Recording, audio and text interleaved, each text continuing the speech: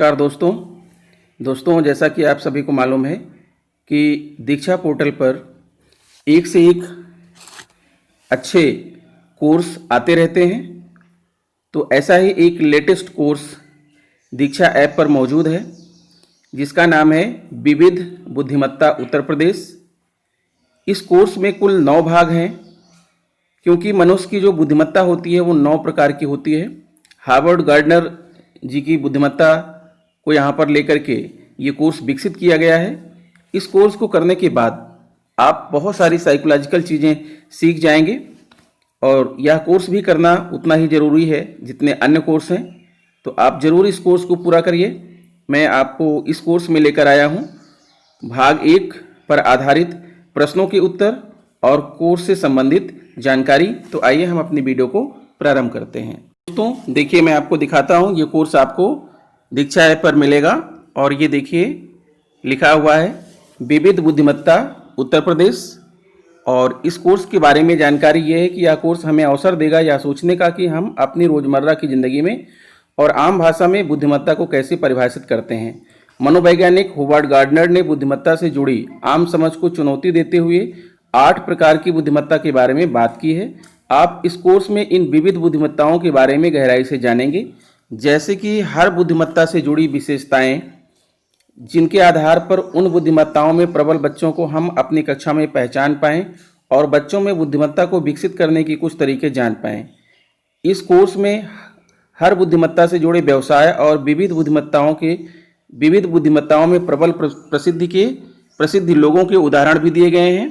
यह कोर्स किसी भी स्तर पर पढ़ा रहे शिक्षक और बच्चों की शिक्षा से जुड़े हर व्यक्ति के लिए उपयोगी है।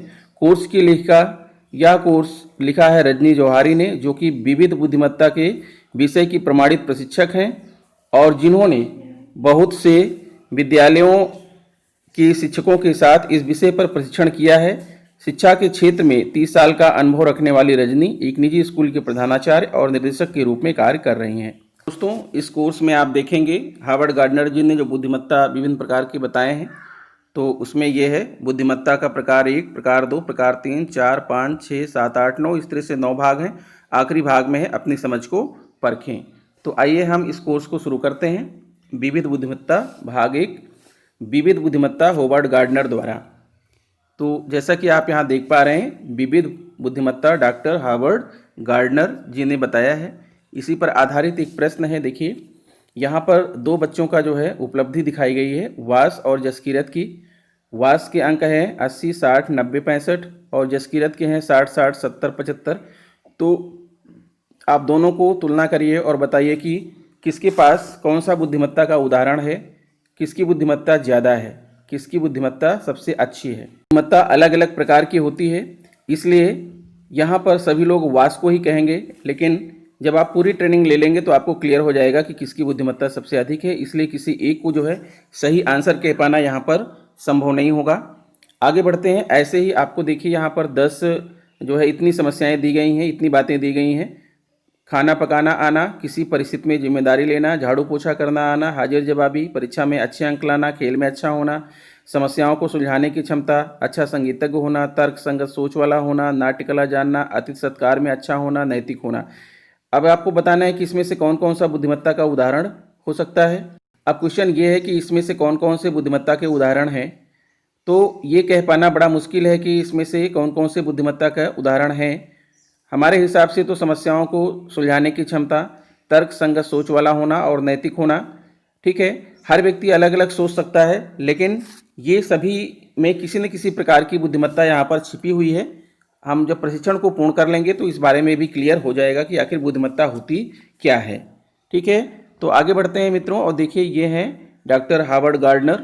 इन्होंने जो 8 प्रकार की बुद्धिमत्ता बताई है वो बुद्धिमत्ता ये है, और इनके अनुसार जो बुद्धिमत्ता है भाषाई बुद्धिमत्ता, तार्किक गणितीय बुद्धिमत्ता, अंतर्वैयक्तिक बुद्धिमत्ता, शारीरिक गति संवेदी बुद्धिमत्ता, दृष्टि स्थानिक बुद्धिमत्ता, प्राकृतिक बुद्धिमत्ता, अंतरावैयक्तिक बुद्धिमत्ता और संगीत संबंधी बुद्धिमत्ता। कुल मिलाकर के ये 8 प्रकार की बुद्धिमत्ता जो डॉक्टर हार्वर्ड गार्डनर जी ने बताया है। फिर अब आते हैं यहाँ पर देखिए परमाणु ऊर्जा के बारे में अगर हम बात करें तो जे रॉबर्ट ओपेनहाइमर और अर्नेस्ट ओरलैंडो लॉरेंस ने, ये दोनों ने परमाणु ऊर्जा का प्रयोग किया। और पहले ने जो है परमाणु बम बनाने के लिए और दूसरे ने परमाणु ऊर्जा चिकित्सा के लिए। तो यहाँ पर अगर कहा जाए कि किसकी बुद्धिमत्ता सबसे अच्छी है, तो देखा जाए तो जो है दूसरा वाला विकल्प सही होगा, क्योंकि इन्होंने परमाणु ऊर्जा चिकित्सा में जो है और इन्होंने परमाणु बम बनाने में किया, परमाणु बम जिससे कि लाखों करोड़ों लोगों की मृत्यु हो जाती है। तो ये बुद्धिमत्ता का अच्छा उदाहरण नहीं है। जबकि अर्नेस्ट ओरलैंडो लॉरेंस ने परमाणु ऊर्जा चिकित्सा में जो है इसका उपयोग किया, तो इन्होंने जीवन बचाने के लिए किया, इसलिए जो है इनकी बुद्धिमत्ता को ज़्यादा श्रेय दिया जाना चाहिए और यही सही भी है। अर्नेस्ट ओरलैंडो लॉरेंस की बुद्धिमत्ता जो है वो ज़्यादा है यहाँ पर। फिर आते हैं और कुछ आपके सामने प्रश्न दिख रहे हैं। माला अपनी कक्षा में 4 दिन के लिए अनुपस्थित थी और वह अपना अधूरा काम पूरा करना चाहती थी। आपको बताना है कि इसमें से कौन सा बुद्धिमत्ता का जो है उदाहरण नहीं है। अपने पड़ोस में बैठने वाले बच्चे से नोटबुक लेकर कक्षा में ही अधूरा काम पूरा करेगी, घर ले जाने के लिए नोटबुक मांग लेगी, टीचर के निर्देशों का इंतजार करेगी या किसी बच्चे के बैग से चुपचाप कॉपी निकालकर घर ले जाएगी। तो दोस्तों इस प्रश्न का जो जवाब है वो आपका आखिरी विकल्प सही है, चौथा, क्योंकि चौथे विकल्प में जो बुद्धिमत्ता है वो नेगेटिव है। ठीक है, बुद्धिमत्ता में जो है नैतिकता भी होनी जरूरी है। तो किसी बच्चे के बैग से चुपचाप कॉपी निकालकर घर ले जाना ये बुद्धिमत्ता नहीं हुई। फिर इसी तरह से दूसरा उदाहरण है, गगनप्रीत अपना पेंसिल बॉक्स लाना भूल गया। वह टीचर को बताएगा या मित्र से उधार मांगेगा या किसी दूसरे छात्र के पेंसिल बॉक्स से बिना बताए पेंसिल निकाल लेगा।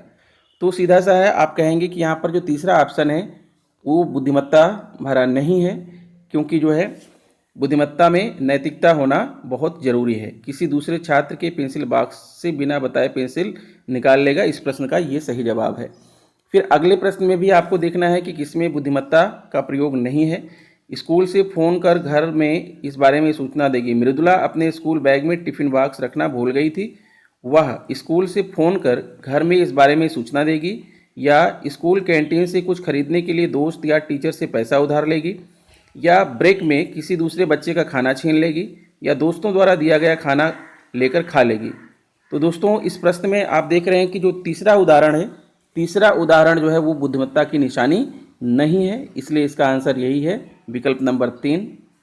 अब तीनों के यहाँ पर आंसर भी बताए गए हैं कि माला अपनी कक्षा में 4 दिन के लिए अनुपस्थित थी और वह अपना अधूरा काम पूरा करना चाहती थी। वह किसी बच्चे के बैग से चुपचाप कॉपी निकालकर घर ले जाएगी या किसी दूसरे छात्र के पेंसिल बॉक्स से बिना बताए पेंसिल निकाल लेना या ब्रेक में किसी दूसरे बच्चे का खाना छीन लेना, ये बुद्धिमत्ता की निशानी नहीं है, क्योंकि इसमें नैतिकता नहीं है।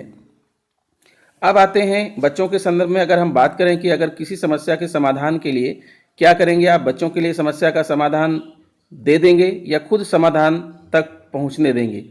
तो सीधी सी बात यह है कि अगर आप बच्चे की हर समस्या का समाधान कर देंगे तो बच्चा आप पर आश्रित हो जाएगा और वो खुद समस्या के समाधान के बारे में सोच नहीं पाएगा। इसलिए ज़रूरी है कि बच्चे को खुद समाधान तक पहुंचने देना चाहिए। बच्चों को सोचने विचारने और समाधान खोजने से वंचित ना करें, ताकि जो है बच्चा सोच समझ सके और किसी समस्या का हल निकाल सके। तो अभी तक निकल करके आया कि जो बुद्धिमत्ता है उसका मीनिंग क्या है, समस्या सुलझाने की योग्यता और तरीका।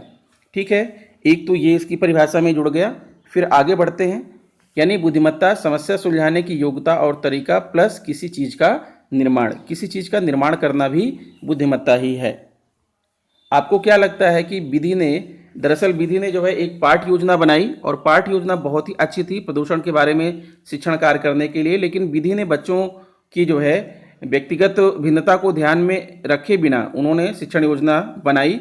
तो इसी संदर्भ में ये प्रश्न है, आपको क्या लगता है कि विधि ने जिस प्रकार पाठ योजना बनाई, क्या हम उसे बुद्धिमत्ता का उदाहरण कह सकते हैं? दिए गए विकल्पों में से किसी एक विकल्प पर क्लिक कीजिए।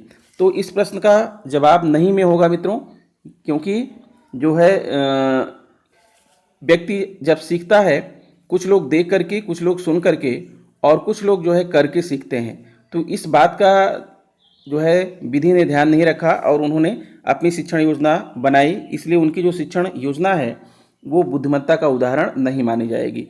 ठीक है, यानी इस प्रश्न का जवाब है वो नहीं। ठीक है, आगे बढ़ते हैं। यानी यहाँ पर क्या निकल कर आ रहा है, बुद्धिमत्ता बराबर समस्या सुलझाने की योग्यता और तरीका, किसी चीज़ का निर्माण प्लस सेवाएं प्रदान करना। किसी भी प्रकार की सेवा हो, जैसे एक विद्यालय का एक बच्चा है और वो जब भी विद्यालय आता है तो सबसे पहले जो है वो ब्लैक बोर्ड को साफ करता है, डस्टर वहाँ रखता है, चाक रखता है, ठीक है, और अध्यापकों को जो है तरह तरह की मदद करता है, तो सेवाएं प्रदान करता है। तो सेवाएं प्रदान करना भी एक प्रकार की बुद्धिमत्ता है। तो इसी पर क्वेश्चन है कि क्या मानिक द्वारा की गई सहायता को आप बुद्धिमत्ता मानते हैं? यानी मानिक, जो मैं अभी एक बच्चे की बात कर रहा था, उसी का नाम मानिक है। तो यहाँ पर इस प्रश्न का जवाब होगा हाँ, क्योंकि वो किसी न किसी प्रकार की सेवाएं प्रदान कर रहा है। हाँ, विद्यालय के संचालन के लिए ये सारी चीज़ें जरूरी हैं, पेन, पेंसिल, बोर्ड, किताबें, ठीक है। तो वो जो है विद्यालय के संचालन में अध्यापकों की मदद कर रहा है, यानी उसकी जो सेवा है वो बुद्धिमत्ता के अंतर्गत आएगी।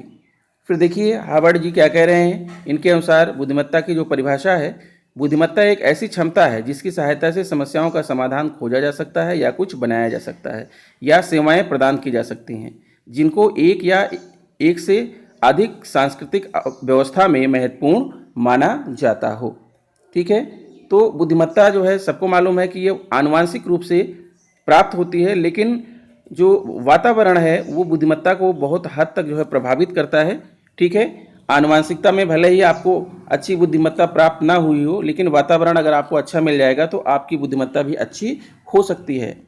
तो इस भाग में क्या क्या चीज़ें निकल करके आई कि बुद्धिमत्ता क्या है ये हमने जाना। हार्वर्ड गार्डनर द्वारा दी गई बुद्धिमत्ता की परिभाषा भी हमने जाना कि समस्या का समाधान ढूंढना, किसी चीज़ का निर्माण करना और सेवाएं प्रदान करना जिनकी अहमियत हमारे समाज और संस्कृति में हो। और बुद्धिमत्ता के प्रकार कितने होते हैं, 8, इसके बारे में हमने जाना। तो अब हम आगे बढ़ेंगे दोस्तों, दूसरी वीडियो में भाग 2 आपके सामने लेकर आएंगे। आशा करता हूं कि वीडियो आपको अच्छा लगा हो। अगर वीडियो अच्छा लगा हो तो प्लीज़ मेरे चैनल को सब्सक्राइब कर लीजिए, बेल आइकन को प्रेस कर दीजिए। तो मिलते हैं जो है इसी प्रशिक्षण के दूसरे भाग में आपसे इस वीडियो के बाद। तब तक के लिए नमस्कार।